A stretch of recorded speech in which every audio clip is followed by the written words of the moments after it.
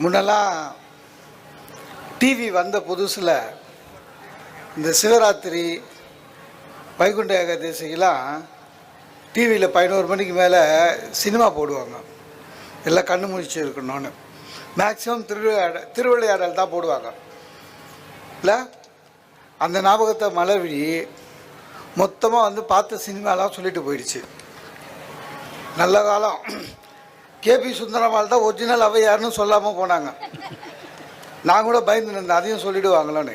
என்னமோ சொன்ன பாடல் வரிலாம் எதுவும் பதிகள்லாம் ஒன்றும் கிடையாது, எல்லாம் ஸ்பான்சர் பை கண்ணதாசன். நான் அவள் தான் படிச்சிருக்கணும். நான் அந்த மாதிரி பதிகம், ஏன்னா நானும் படிக்கலை, அதனால் நான் அதெல்லாம் பேச மாட்டேன். ரொம்ப அற்புதமான ஒரு தலைப்பு. ஆனால் அவங்க தவறாக புரிஞ்சுருக்காங்க. திருப்பியும் முன்னால் வாழ்ந்த அது இல்லை. இன்னைக்கு பக்தி நெறியை வளர்க்கக்கூடியவர்கள், பெரிதும் வளர்க்கக்கூடியவர்கள் ஆண்களா பெண்களா? இதுதான் கேள்வி. இந்த ஆண்களுக்கும் பெண்களுக்கும் ஒரு பேசிக்காக ஒரு வித்தியாசம் உண்டு சார். ஆண்கள் வந்து இல்லை, ரொம்ப பெரிய காரியம் செஞ்சாலும் அலட்டிக்க மாட்டான். அவன் காரியம் செய்கிறது அவனுக்கு வந்து ஒரு கடமை. இந்த பெண்களுக்கு அந்த மாதிரி கிடையாது. அவங்க குழந்தைங்க மாதிரி. நீங்கள் பார்த்துருக்கீங்களா? நம்ம வீட்டு குழந்தைங்களங்க சின்ன படிக்கட்டுலேருந்து 1 2 3ன்னு குதிச்சுட்டு அதுவே கைத்தட்டிக்கும். சின்ன படிக்கட்டு. அதை வந்து உற்சாகப்படுத்துறதுக்கு நம்ம என்ன பண்ணுவோம்? நம்மளும் வெரி குட் கை தட்டுவோம். இந்த லேடிஸ் அந்த மாதிரி தான். சின்ன படிக்கட்டு 1 2 3 குச்சிட்டோன்னு நம்மளும் பாவமாக இருக்குதுன்னு நம்மளும் கை தட்டுவோம். உடனே கை தட்டுறதை நம்பி நான் தான் பிஸ்தான்றது அது இல்லை. அவங்களுக்கு தெரியல. சார் மேட்சிங் ப்ளவுஸு கிடச்சதையே 1 வாரம் பேசுகிறாங்க சார். First class. அந்த பாழா பொண்ணை டெய்லருக்கு பாராட்டு விழா 1 வாரம் நடக்குது வீட்டில். சொன்ன அளவில் கரெக்டாக தைக்கிறவன் அவன் தான் அப்படின்னு. அவன் வந்து 10 கிலோமீட்டர் தள்ளி இருப்பான், அவன் தான் அப்படின்னு. இந்த சின்ன விஷயத்துக்கெல்லாம் அவங்க ரொம்ப பரபரப்பாங்க. உண்மை தெரியாது பாவம். நம்ம அதெல்லாம் விட்டுட்டோம். அதை அவங்க ஒரிஜினலாகவே நினச்சி நாங்கள் தான் பக்தி நெறியை பரப்புது.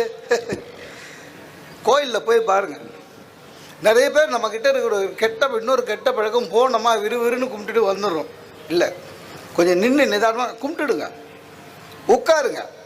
அப்படி நம்ம மக்கள் எல்லாம் பாருங்கள், தமாசா இருக்கும். அந்த கோயில் கியூ பார்த்துருக்கீங்களா? ஆண்கள் பெண்கள்னு அதுலேயே தெரிஞ்சிடும் சார். ஆண்கள் கியூ பார்த்துருக்கீங்களா? ஆம்பளைங்களாம் கியூவில் அமைதியாக நிற்பான். வீட்டில் இருக்கிற மாதிரியே உம்முன்னு இருப்பான். மனசுக்குள்ளேயே வேண்டிப்பான், ஆண்டவா அடுத்த பிறவின்னு ஒன்று இருந்தால் நாயாவாக இருக்கட்டும் நதியாவது இருக்கட்டும், ஆம்பளையாக பிறக்க வானப்பா. என் ஒய்ஃபுக்கிட்டேருந்து எங்கள் அம்மாவை காப்பாற்று, எங்கள் அம்மா கிட்டேருந்து என் ஒய்ஃபை காப்பாற்று, அந்த 2த்துக்கிட்டேருந்து என்னை காப்பாற்று வேண்டிப்பான். இந்த லேடிஸ் கியூ பார்த்துருக்கீங்களா சார்? அவங்களுக்கு இந்த நகை கடை, புடவை கடை, கோயில் கியூ எல்லாம் ஒன்று தான். பேசிக்கிட்டே இருக்கோங்க ஒன்றுக்கு ஒன்று. அப்படியே நகர்ந்து போவோம். பிரார்த்தனை அர்ச்சனை இது பார்ப்போம். கற்பூர தட்டு காமிக்கிறாங்களே, பேசிக்கிட்டே இருக்கோம். ஐயர்கிட்டே பேசுவோம். என்ன சாமி போன வெள்ளிக்கிழமை காணோம், ட்ரான்ஸ்ஃபர் பண்ணிட்டாங்கன்னு நினச்சேன் அப்படின்னாரு. அவருக்கு பக்குன்னு இருக்கும். ஏற்கனவே அவர் ட்ரான்ஸ்ஃபருக்கு எதிர்பார்த்துனுக்கிறாரு. அப்புறம் இறங்கும்போது சொல்லுங்கள், சாமியே பார்க்க முடியல, ரொம்ப கூட்டம், நீ எங்கே பார்த்த? பேசிக்கல போனேன் சார். நம்ப மாட்டீங்க, அன்றைக்கி நான் பார்த்தேன் சார். அம்மன் கோயிலுங்க, வெள்ளிக்கிழமை. ஒரு அம்மா என்ன பண்ணியிருக்கு, வீட்டுக்கு தேங்காய் வாங்க போயிருக்கு சட்னிக்கு. போகிறதான் போதும் அம்மனுக்கு உடச்சிடலான்ட்டு உள்ளே வந்துக்குது போல இருக்குது. நானும் தட்டு கொடுத்தேன், அதுவும் தட்டு கொடுத்தது, தேங்காய் தட்டு. உண்மையிலே அந்த அம்மா வச்சு இந்த தேங்காய் பெருசு கொடுத்துடுச்சு, உள்ளே போயிடுச்சு. போயிட்டு வெளில வரும்போது ஐயர் என்ன பண்ணிட்டார், தட்டை மாற்றி கொடுத்துட்டாருங்க. அந்த அம்மாவுக்கு சின்ன தேங்காய் வந்துடுச்சு. அதாவது பக்தி நெறி வளர்க்குறவங்க அவங்க கோயிலுக்கு உள்ளே எது போனாலும் வெளியில் வரும்போது பிரசாதம் ஆகுது. தேங்காய் மாறினா என்னங்க, அது அவங்களுக்கு கிடைச்ச அருள்னு நினைக்க வேண்டியதானே. வாசப்படிக்கிட்டே நின்றுக்குச்சு அங்கே. ஐயரே என்ன தேங்காய் மாறிடுச்சுன்னு அவர் பயந்துட்டார். இல்லைம்மா கூட்டம் ஜாஸ்தியாக இருந்தால் 30 ரூபா தேங்காய் உனக்கு அடையாளம் தெரியாதா?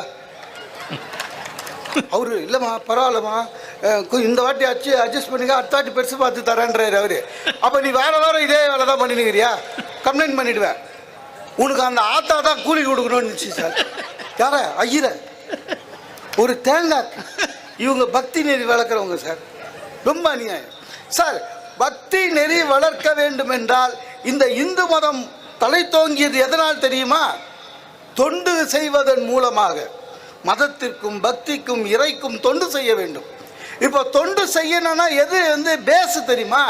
ஒத்துமை. அப்படிதானங்க? 4 பேர் ஒன்றா சேர்ந்து செய்யறது தான் தொண்டு, ஒத்துமை.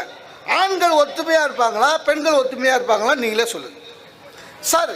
40 ஆம்பளை 10 வருஷம் ஒரே ரூமில் இருப்பான், சண்டையே வராது சார். 40 ஆம்பளை. நம்ம வீட்டில் 2 லேடிஸ் தான் சார். அவ்வளோ பெரிய வீட்டில் தாங்க முடியல, ரொம்ப கஷ்டமாக இருக்கு. எதுவே தொண்டு உண்மை இல்லையே, உண்மைங்க. ஒத்துமை வேணுங்க. ஒரு வெளியில் வந்து பெண்களுக்கு அதெல்லாம் கிடையவே கிடையாது. நான் சின்ன வயசில் இருக்கும்போது கபாலீஸ்வரர் கோயிலுக்கு தேர் பிடிக்கிறதுக்கு வடம் பிடிக்கிறதுக்கு போகிறேன்னு எங்கம்மா, ஏன் ஊரம்புக்கு அலையிற அப்படின்னாங்க. எது வடம் பிடிக்கிறது ஊரம்பு பண்ணிட்டாங்க. ரொம்ப கஷ்டம். அந்த தொண்டு உள்ளம் பெண்களுக்கு குறைவு. அது இல்லாமல் அவங்களுக்கு பக்தி நெறி எதுன்னு தெரியாது, பக்தி தெரியாது. எங்கள் தம்பி நல்லா அற்புதமாக ஆரம்பித்து சொன்னார். எது உண்மையான பக்தி தெரியாது. கோயிலில் போய் எப்படி பூஜை பண்ணணும் தெரியாது. நான்லாம் கோயிலுக்கு என் ஒய்ஃப் கூட போகிறதே கிடையாது. டென்ஷன். அதாவது கோவிலுக்கு வந்தால் எளிமையாக வரணும். நம்ம லேடிஸ்க்கு அது புரியவே புரியாது. கோயிலுக்கு வரும்போது தான் நிறைய நகை போட்டுக்கிறது. கோயிலுக்கு வருவது தான் வசதி பட்டு புடவை கட்டிக்கிறது. என் ஒய்ஃபு கூட ஒரு நாள் கோயிலுக்கு போய் நான் பட்ட அவஸ்தை இருக்குது பாரு, ஈஸ்வரன் கோயிலுக்கு. சார் கோயிலுக்கு எது சார் ஹேண்ட்பேக்கு? அது உள்ள ஒரு பைசாவும் கிடையாது, வேற எல்லாம் நம்ம பர்ஸ்லேருந்து போகுது. அப்புறம் ஒரு ஹேண்ட்பேக். கோயில் வரையும் வந்தாச்சு, புது புடவை பட்டு புடவை நகை கோயில் வரையும் வந்தாச்சு. இதில் என்ன அநியாயம்னா லைட்டாக மேக்கப் போட்டு லிப்ஸ்டிக் வேறு எதுக்கு?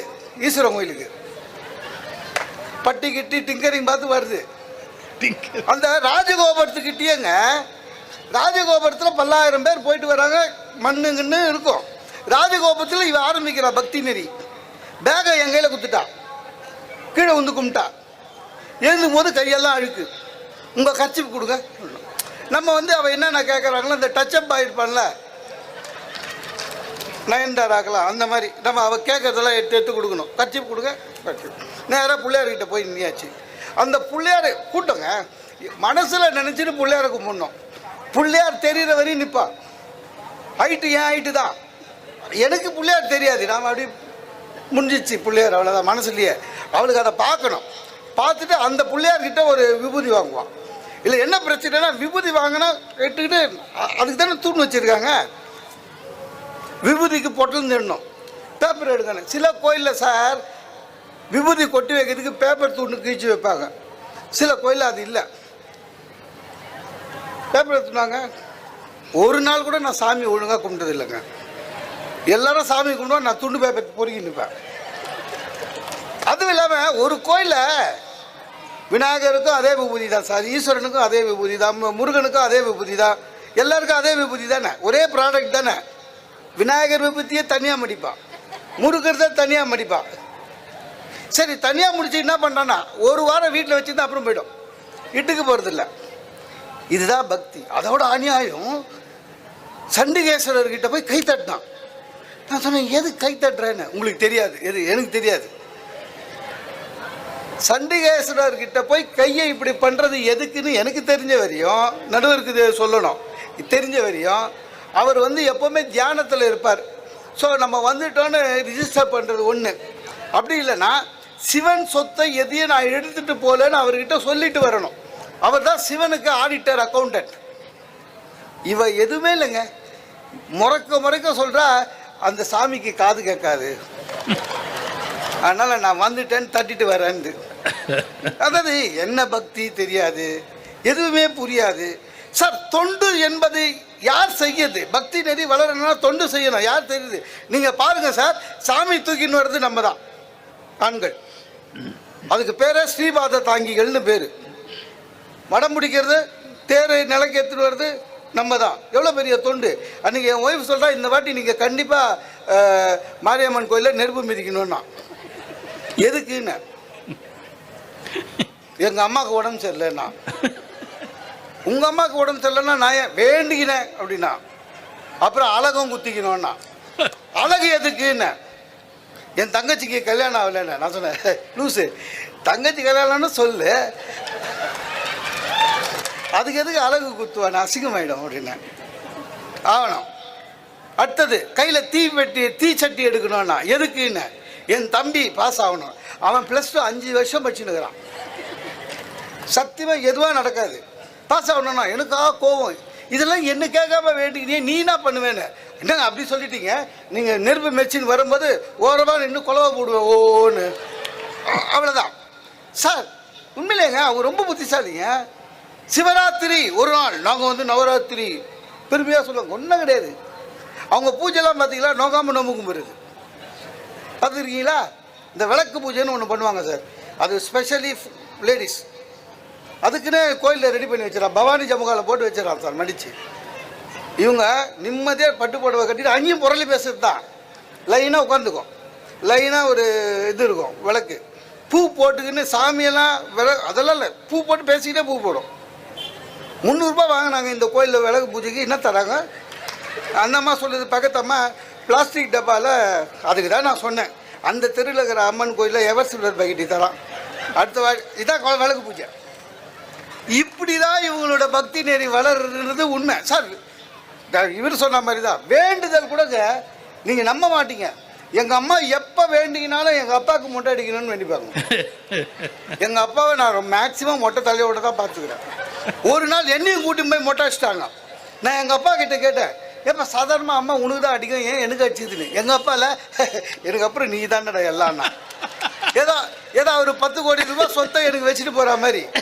ஆனால் ஒன்றுங்க, என் ஒய்ஃபு எங்கள் அம்மா சொன்ன எதையுமே பண்ணலை, இதை மட்டும் கரெக்டாக பண்ணுறான். எது வேணுனாலும் எந்தளவு தான் மொட்டை, எல்லாமே அப்படி தான்.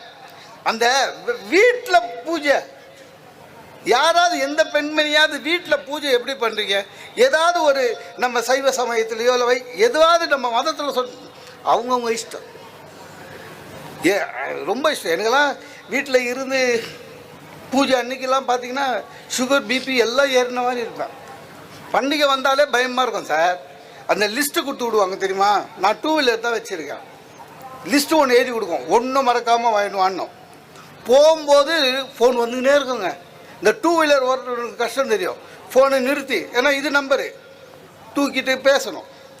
இது மறந்துட்டேன், அதை வாங்கிடுவாங்க, அதை மறந்துட்டேன். இந்த லிஸ்ட்டு போகிறதுக்கு காலையிலேருந்து உட்காந்துன்னு இருக்குது. அதில் 10 தப்பு. வாங்காமல் ஒன்று மிஸ் பண்ணாலும் நம்ம காலி. அதுவும் இல்லாமல் இந்த பொங்கலுக்கு கரும்பு வாங்கிறதுலாம் ரொம்ப கஷ்டம் சார்.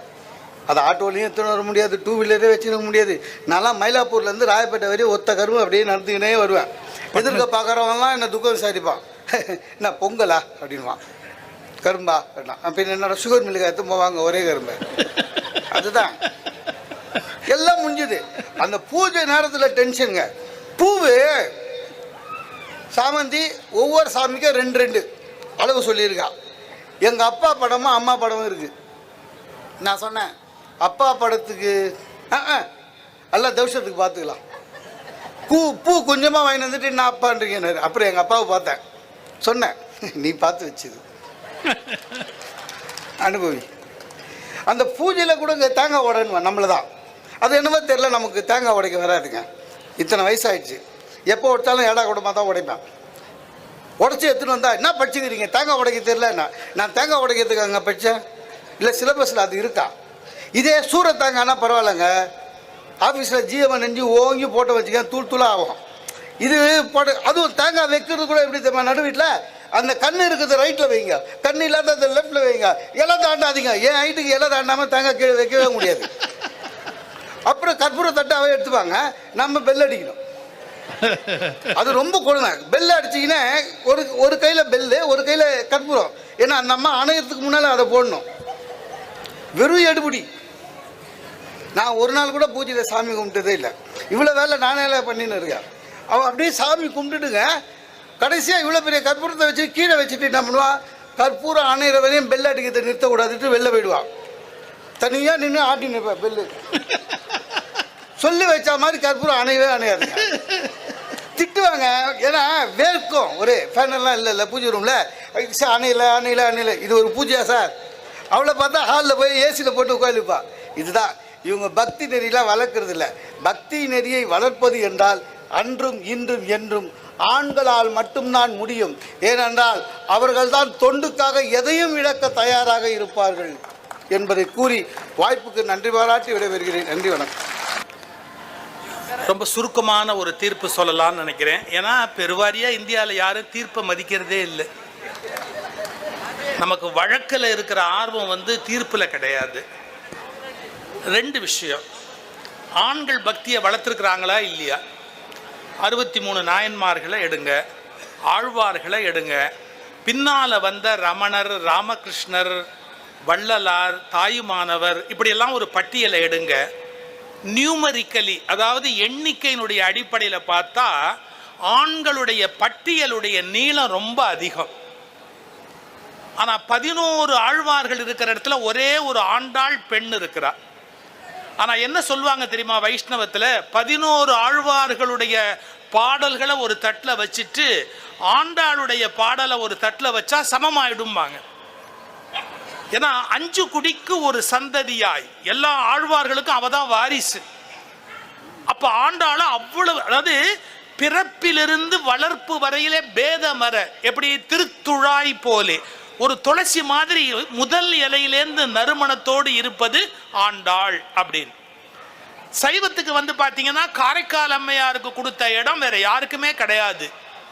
இதையெல்லாம் அவங்க எடுத்து அழகா எடுத்துரைத்தார்கள் அவங்க தரப்புலேருந்து பேசும்போது. இவங்க தரப்புலேருந்து பேசும்போது ஆண்களுடைய பெருமையை எடுத்துரைத்தார்கள். இப்ப நம்ம எப்படி முடிவுக்கு வர்றது? இப்போ ஒரே ஒரு நபரை எடுத்துக்கிறேன், அதுலேருந்து நான் போறேன். பழைய ஆழ்வார்கள், நாயன்மார்கள் இவங்கெல்லாம் செஞ்சதை விட உலகத்துல இந்து மதத்தை வளர்ப்பதற்கு, பக்தி நெறியை எடுத்து நிறுத்துறதுக்கு ஒரு ஆச்சரியமான மனிதர் வந்தாரு. யாரு? விவேகானந்தர். இப்ப இவங்கெல்லாம் தமிழ்நாட்டுக்குள்ள வளர்த்தாங்க, அதிகபட்ச இந்தியாவுக்குள்ள வளர்த்தாங்க. ராமானுஜர், ஆதிசங்கரர், மத்வாச்சாரியார் எல்லாரும் இங்க இந்தியாவுக்குள்ள வளர்த்தாங்க. ஆனா இந்த இந்து மதத்தினுடைய பெருமையை அகில உலக அளவுல கொண்டு போய் நிறுத்தின ஒரு பிற்கால மனிதர் அப்படின்னு சொன்னா சுவாமி விவேகானந்தருக்கு நிகரா ஒருத்தர் சொல்ல முடியுமா? அப்ப இப்படி தீர்ப்பு சொல்லுவோமா? பக்தி நெறியை என்னதான் பெண்கள் வளர்த்தாலும் உலகம் முழுவதும் விவேகானந்தர் வளர்த்ததால் ஆண்களேன்னு நான் தீர்ப்பு சொல்லாமா? ஒரே ஒரு கேள்வி, விவேகானந்தர் அமெரிக்கா போயிட்டு வந்ததுக்கு அப்புறம் நடந்த ஒரு சம்பவம். விவேகானந்தர் அமெரிக்கா போயிட்டு வந்ததுக்கு அப்புறமா ஜெய்ப்பூர் சமஸ்தானத்துல அவருக்கு வரவேற்பு கொடுக்கிறாரு அந்த மன்னர். அரண்மனையில தங்கி இருக்கிறாரு. அவருக்கு வரவேற்பு நிகழ்ச்சி தொடங்க போகுது. அவர் கூப்பிடுறாங்க வாங்க அப்படின்னு. அவர் என்ன கேட்டாரு? நிகழ்ச்சி நிரல் என்னன்னு கேட்டாரு. உங்க வரவேற்புக்கு முன்னாடி இந்த ஊர்லயே சிறந்த பாடகி, அவங்க நாட்டியமும் ஆடுவாங்க, அவங்க பாடுறாங்க, 1 மணி நேரம் அவங்க பாடுவாங்க. அவங்க யாருன்னு கேட்டார். ஒரு பெண்மணியோட பேரை சொல்லி, அவங்க தான் அந்த ஊர்லயே ரொம்ப புகழ்பெற்ற பெண்மணி, அவங்க பாடுவாங்க. ஆனா மன்னிச்சுக்கங்க, நான் எப்போதுமே ஜாதி குலம் இதெல்லாம் பார்க்குற ஆள் இல்லை, வரலாறு சொல்ல வேண்டியிருக்கேன்னு சொல்றேன். தாசி குலம் அவங்க. அந்த ஊர்ல அவங்க தாசி குலம்னு எல்லாருக்குமே தெரியும். அந்த காலத்துல அது இருந்தது. அந்த பெண்மணி தான் உங்களுக்கு முன்னாடி 1 மணி நேரம் பாட போறாங்கன்னு உடனே விவேகானந்தருக்கு கோபம் வந்துருச்சு. ஏன் உங்களுக்கு வேற ஆளே கிடைக்கலையா? நான் ஒரு துறவி, அந்த அம்மா தாசி குலத்தை சார்ந்தவங்கிறீங்க, அவங்க முதல்ல பாட போறாங்கிறீங்க, வரவேற்புக்கு வேற ஆளே உங்களுக்கு கிடைக்கலையா பாட்டுக்கு? நான் வர முடியாது, அந்த அம்மா பாட வேண்டிய அவசியம் கிடையாது, நேரா விழாவை தொடங்குங்க அப்படிங்கிறது. நேரா போய் அந்த அம்மா உட்காந்துட்டாங்க. அவங்க கிட்ட சொல்றாங்க, நீங்க பாட வேண்டாமா, விவேகானந்தர் வரணும்னா நீங்க பாடக்கூடாதுன்னு சொல்றாரு, அதனால நீங்க பாட வேண்டாம் அப்படின்னாங்க. அந்த அம்மா என்ன சொன்னாங்க தெரியுமா? நத்திங் டூயிங், எனக்கு இன்னும் 1 மணி நேரம்னு போட்டிருக்குது, நான் பாடுவேன், அவர் வந்தா வராரு, வராட்டி போறாரு, எனக்கு அதை பத்தி கவலை கிடையாது, நான் பாடிட்டு தான் போவேன்ட்டாங்க. இந்த பெண்மணி பாடுறாங்க, சிங்கம் மாதிரி அவர் அங்க நடக்கிறாரு, அப்படி உலாவிக்கிட்டு இருக்கிறார் விவேகானந்தர். இந்த அம்மா எவ்வளவு பெரிய அறிவாளி தெரியுங்களா? அந்த அம்மா பாட்டு ஒன்று பாடுனாங்க. அந்த பாட்டை எனக்கு இசை தெரியாது, ஆனா அந்த பாட்டோட கருத்தை மட்டும் சொல்றேன் பாருங்க. அந்த அம்மா சொன்ன பாட்டோட வரி என்னன்னு கேட்டா, நம்முடைய மக்கள் கடவுள் சிலை, ஐம்பொன்னாலே செய்யப்பட்டிருக்கிற, பித்தளையாலே செய்யப்பட்டிருக்கிற சிலையை பெரிதாக நினைத்து நம்முடைய மக்கள் வணங்குவார்கள். ஆனால் கசாப்பு கடையிலே ஆடு வெட்டுகிற அரிவாளை பார்த்தால் அருவருப்பாக அதை மட்டம் என்று நினைப்பார்கள். இது மக்களுடைய இயல்பு. கரெக்டா? கோயிலில் இருக்கிற பித்தளையில் செய்யப்பட்ட சிலையை பார்த்தால் வணங்குவார்கள். கசாப்பு கடையிலே ஆடு வெட்டுகிற அரிவாளை பார்த்தால் மட்டமாக நினைப்பார்கள். ஆனால் ஒன்றே ஒன்று, எல்லாவற்றையும் தங்கமாக்கக்கூடிய ஒரு மூலிகை ஸ்பரிசவேதின்னு பேரு. அந்த ஸ்பரிசவேதிங்கிற அந்த கல் இருக்குல்ல, பாரஸ் அப்படின்னு ஒரு கல். அது அந்த பாரஸ்ங்கிற கல் எப்படின்னு கேட்டா, இரும்புல பட்டா இரும்பு தங்கமாயிடும், பித்தளையில பட்டா பித்தளை தங்கமாயிடும், வெங்கலத்துல பட்டா வெங்கலம் தங்கமாயிடும். எல்லாத்தையும் தங்கமாக்கக்கூடியது பாரஸ் கல். இந்த பாட்டு வருது அப்படியே. எப்படின்னா, மூட ஜனங்கள் அரிவாளை மட்டமாக நினைப்பார்கள், வெண்கல சிலையை பித்தளை சிலையை உயர்வாக நினைப்பார்கள். ஆனால் பாரஸ்கல் மட்டும் அப்படி நினைக்காது.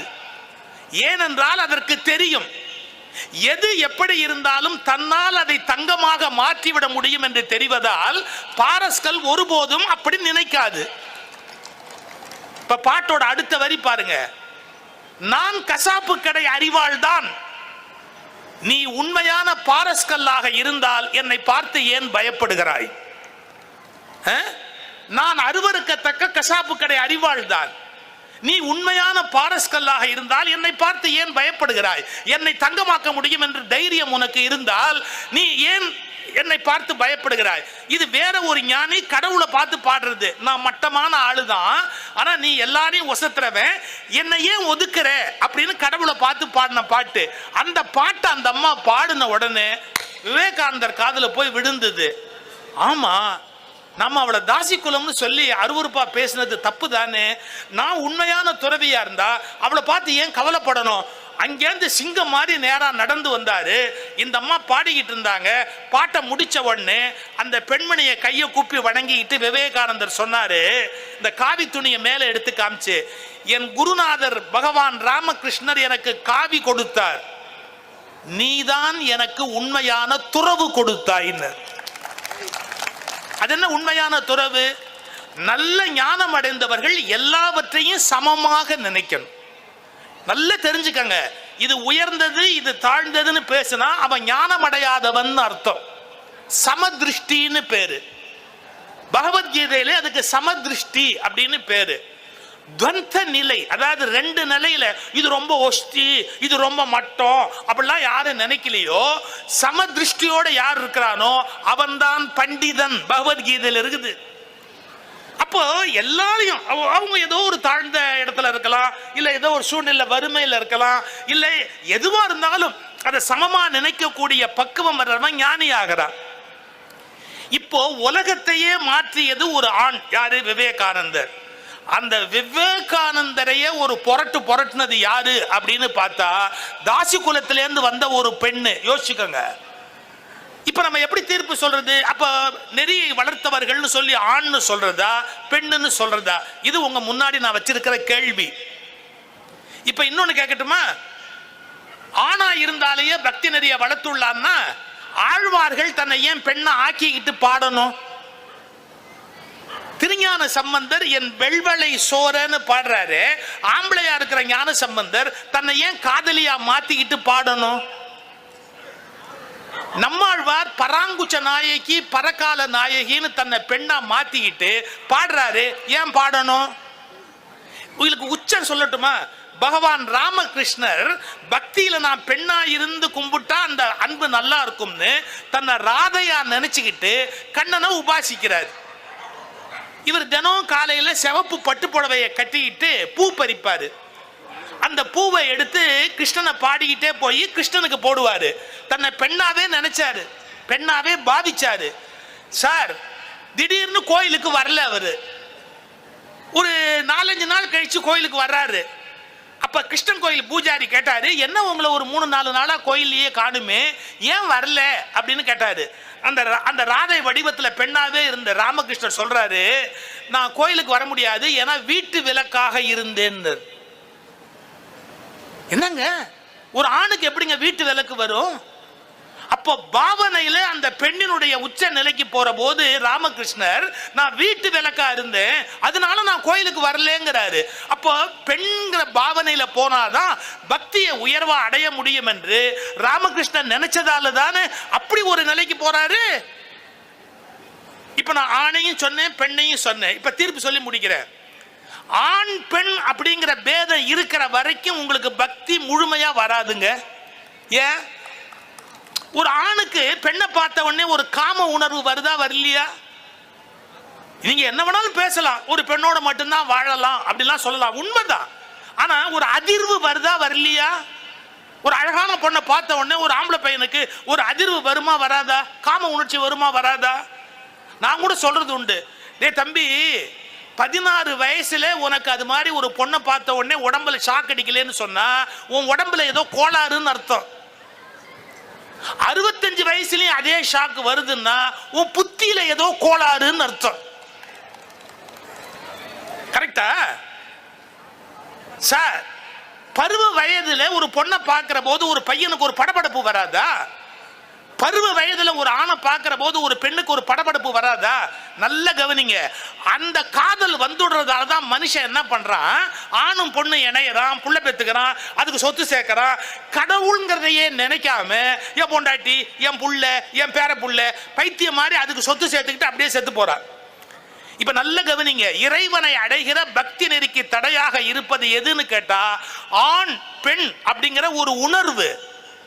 ஆனா ஆண் பெண்கிற எண்ணத்தை தாண்டி, அதாவது பாலுணர்ச்சி, அந்த பாலுணர்ச்சியை கடந்துட்டா பக்தி நெறியோட உச்சத்துக்கு போக முடியும். இப்ப தலைப்பே எப்படி இருக்குது, பக்தி நெறியை பரப்பியவர்கள் ஆண்களா பெண்களான்னு இருக்குது.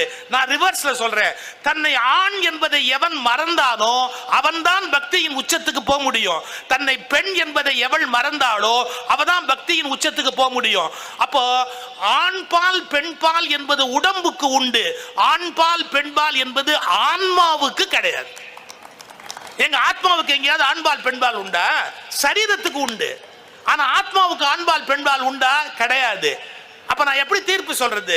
பக்தி நெறியை பெரிதும் வளர்த்தவர்கள் ஆண்கள் என்றும் சொல்ல முடியாது, பெண்கள் என்றும் சொல்ல முடியாது.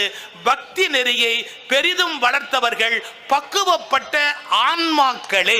அதற்கு ஆண்பாலும் இல்லை பெண்பாலும் இல்லை என்பதால் பக்தி நெறியை பெரிதும் வளர்த்தவர்கள் பக்குவப்பட்ட ஆன்மாக்களே என்பதை தீர்ப்பாக சொல்லி, அருமையான ஏற்பாடு செய்த அனைத்து உள்ளங்களுக்கும், பேரூர் செயல் அலுவலர் அவர்களுக்கும், பேரூர் அரங்காவலர்கள் அத்துணை பேருக்கும், இந்த அறநிலையத்துறையை சார்ந்து பணிபுரிந்து கொண்டிருக்கிற நண்பர்களுக்கும், இறைவனை பூஜிக்கின்ற அன்பர்களுக்கும், சிவாச்சாரிய பெருமக்களுக்கும், தேவாரம் மோதுகிற அத்துணை பெரியோர்களுக்கும், பணியிலும் கூட இந்த பக்தியோடு காத்திருக்கிற உங்களுக்கும் பணிவன்பான வணக்கத்தை சொல்லி, பக்தி நெறியை பெரிதும் வளர்த்த பெருமை சரீர பிரஜை இல்லாத ஆன்மாக்களுக்கு மட்டுமே பக்தி நெறியை பெரிதும் வளர்த்த பெருமை. நன்றி, வணக்கம்.